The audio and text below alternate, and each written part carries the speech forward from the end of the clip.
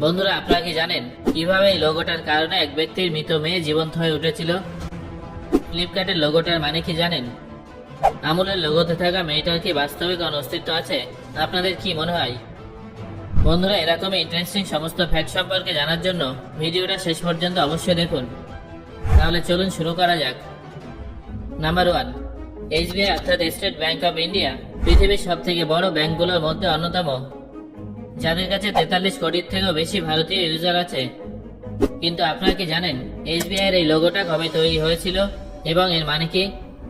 State ব্যাংকের প্রথম লোগোটাতে একটা বটগাছ ছিল, যেটা 1955 সালে আনা হয়েছিল। তারপর 1977 সালে এই লোগোটা পাল্টে শেখার কামাতের বানানো লোগোটা নতুন লোগো হিসেবে পরিচিতি পায়। এই লোগোটার মানে কিন্তু ভীষণ ইন্টারেস্টিং, কারণ এই লোগোতে যে লাইন এবং হোলটা আপনারা দেখতে পাচ্ছেন সেটা একটা চাবির মতো করে তৈরি করা হয়েছে, যার সাহায্যে মানুষের সেফটি এবং সিকিউরিটির ফিল দেওয়া হয়। নাম্বার 2, টাটা গ্রুপ হলো ভারতের সব থেকে বিশ্বস্ত ব্র্যান্ড। টাটা কোম্পানির লোগোটা অত্যন্ত সাধারণ হলেও বেশ আই ক্যাচিং। এতে টি এর মানে শুধু টাটা নয়, বরং এর মানে কোম্পানির স্ট্রেংথ, লায়াবিলিটি এবং প্রসপারিটি ইত্যাদিকেও বোঝানো হয়। এখানে টি কে নলেজ অফ ট্রির মতো করে তৈরি করা হয়েছে। টাটা কোম্পানির লোগো বেশ কয়েকবার পাল্টানো হয়েছে, যেমন 1945 থেকে 88 সাল পর্যন্ত টাটার লোগো লাল রঙের ছিল, যেটা দেখতে অনেকটা এরকম ছিল। 1988 সালের পরবর্তী সময়ে রতন টাটা তার ব্র্যান্ডকে আরো জনপ্রিয় করে তুলতে চান। সেই সময় তিনি একটা সাধারণ ডিজাইন তৈরি করেন এবং একটা স্লোগান সহ লঞ্চ করেন, যেটা আজ আপনাদের সবার কাছেই পরিচিত। এই স্লোগানটা ছিল improving the quality of life.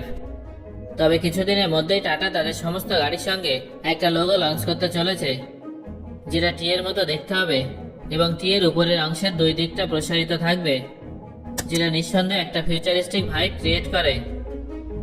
Number 3, বন্ধুরা, আপনারা কি জানেন কেন যে ব্র্যান্ডটা গোটা ভারতে রাজত্ব করেছিল তাদের আলাদা হয়ে যেতে হয়েছিল? আমি হিরো হন্ডা কোম্পানির কথা বলছি, যাদের লোগো প্রথমে এরকম ছিল। হিরো হন্ডা মিলিতভাবে তৈরি হয়েছিল। হন্ডা যেখানে একটা জাপানি কোম্পানি ছিল এবং হিরো ইন্ডিয়ান ম্যানুফ্যাকচারিং কোম্পানি ছিল, যারা ভারতে প্রথম 100 সিসি বাইক নির্মাণ করেছিল। এটা বানানো সহজ এবং অ্যাফোর্ডেবল ছিল। মার্কেটে তখন আজকের মতো কোনো কম্পিটিশনই ছিল না, যার ফলে এটা ভীষণ জনপ্রিয় হয়েছিল। কিন্তু সবকিছু ঠিকঠাক চলার পরেও নিজেদের মধ্যে কিছু ঝামেলার কারণে দুটো কোম্পানি আলাদা হয়ে যায়, আর হিরো তাদের আলাদা লোগো তৈরি করে, যেটা দেখতে এরকম। নাম্বার 4, দূরদর্শনের মানে হলো দূরদর্শিতা। যারা 2000 সাল বা তার আগে জন্মগ্রহণ করেছেন তারা খুব ভালো করেই জানেন যে তারা এই টিভি চ্যানেলে কত ভালো ভালো শো দেখেছেন। তবে দূরদর্শনের এই লোগোটা যতই সাধারণ মনে হয়, বাস্তবে কিন্তু ততটা সাধারণ নয়। অনেকেরই ধারণা দূরদর্শনের লোগোর মাঝে যে ডটটা আছে সেটা একটা চোখকে রিপ্রেজেন্ট করে। এটা কিন্তু একদম ঠিক, কিন্তু এটা কি ইয়াং এবং ইনকেও রিপ্রেজেন্ট করে? এটা হলো একটা চাইনিজ শব্দ, যার মানে ভীষণ ইউনিক এবং ইন্টারেস্টিং। বিশদে বললে এর মানে হলো প্রত্যেকটা জিনিসের অবশ্যই একটা বিপরীত দিক থাকে এবং সেই বিপরীত দিকটা একে অপরের সঙ্গে জুড়ে থাকে, আর এটাই আমরা ডিডির লোগোতে দেখতে পাই। এই লোগোটা ভারতের ন্যাশনাল ইনস্টিটিউট অফ ডিজাইনে ডিজাইন করা হয়েছিল। এই লোগোটার জন্য 8 জন স্টুডেন্ট এবং ফ্যাকাল্টি মেম্বার তাদের লোগো ডিজাইন সাবমিট করেছিলেন। তারপর দেবাশিস ভট্টাচার্যের তৈরি করা লোগোটা তৎকালীন প্রধানমন্ত্রী ইন্দিরা গান্ধী সিলেক্ট করেছিলেন। তিনি লোগোটা তৈরি করার জন্য প্রথমে একটা চোখ আঁকতে শুরু করেছিলেন। তারপর তিনি সেই চোখে কার্ভ জুড়ে দেন। তারপর এটাকে ইয়াং এবং ইন বলা শুরু হয় এবং তারপর থেকে এই লোগোটাকে ডিডিআইও বলা হতো। এই লোগোটা প্রথমবার 1976 সালের 1 এপ্রিল প্রকাশ করা হয়েছিল।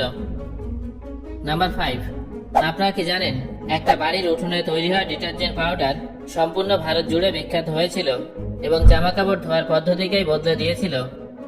আমি এমন একটা কোম্পানির কথা বলছি যার লোগোতে সাদা ফ্রক পরা একটা ডান্সিং গার্ল ছিল।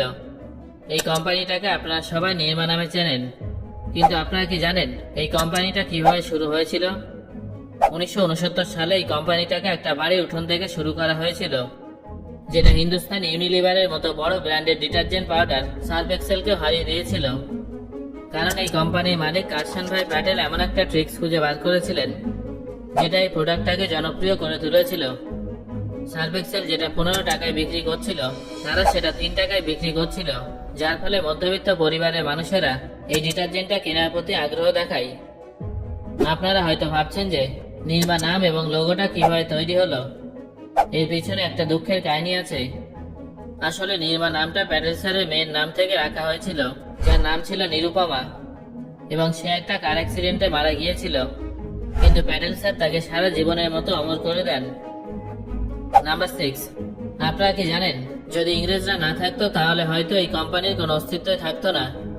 আসলে 1942 সালে ইংরেজরা পেন্টের ইম্পোর্ট বন্ধ করে দিয়েছিল, যেটা বাইরে থেকে আসতো। তারপর মুম্বাইয়ের 4 বন্ধু মিলে এমন একটা ব্র্যান্ড তৈরি করেছিল যেটা আজ আমাদের কাছে এশিয়ান পেন্ট নামে পরিচিত। তবে এর পেছনে মার্কেটিং এরও গুরুত্বপূর্ণ ভূমিকা ছিল, কারণ যেভাবে নির্মা কোম্পানিটার লোগো ভীষণ জনপ্রিয় ছিল, তেমনি এদের কাছে ছিল গাট্টু, যাকে বিখ্যাত কার্টুনিস্ট আর্কিড ফ্ল্যাক্সম্যান ড্র করেছিলেন। তারপর সেই ক্যারেক্টারটার নাম কি হবে, এই নিয়ে সবাই চিন্তায় পড়ে যায়। এই সমস্যার সমাধানের জন্য তারা একটা কন্টেস্ট করেন।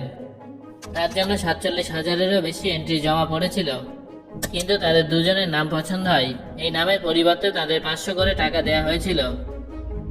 নাম্বার 7, আপনারা হয়তো অনেকবার জানার চেষ্টা করেছেন যে আমুল গালকে বাস্তবে কেমন দেখতে এবং বর্তমানে সে কোথায় আছে, ইত্যাদি ইত্যাদি।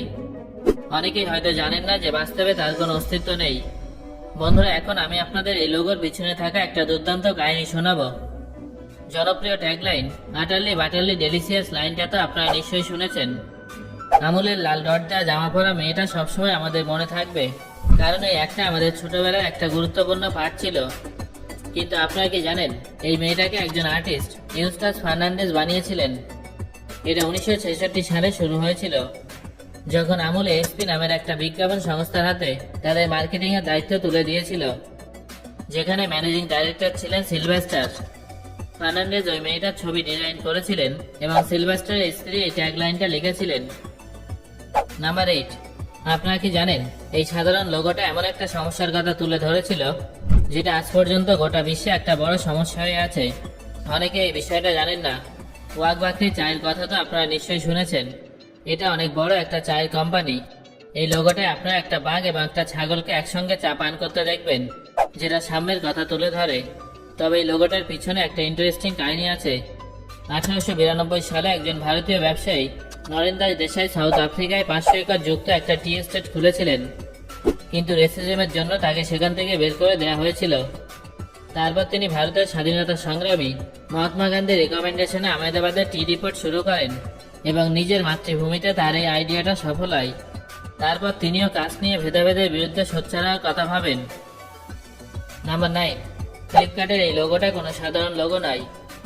যদি আপনারা মনোযোগ সহকারে দেখেন তাহলে দেখবেন যে এখানে একটা হাসির ইমোজি আছে, যা কাস্টমারের ফুল স্যাটিসফ্যাকশনের কথা বোঝায়। আর এই লোগোতে থাকা এফকে স্পিড হিসেবে দেখানো হয়েছে। এর মানে হলো কোম্পানি খুব দ্রুত কাস্টমারের কাছে অর্ডার পৌঁছে দেয়। তো বন্ধুরা, আজকের এই ভিডিওতে যে সমস্ত কোম্পানির কথা বলা হলো, তার মধ্যে কোন কোন কোম্পানির প্রোডাক্ট আপনি ব্যবহার করেন সেটা অবশ্যই আমাকে কমেন্ট করে জানান।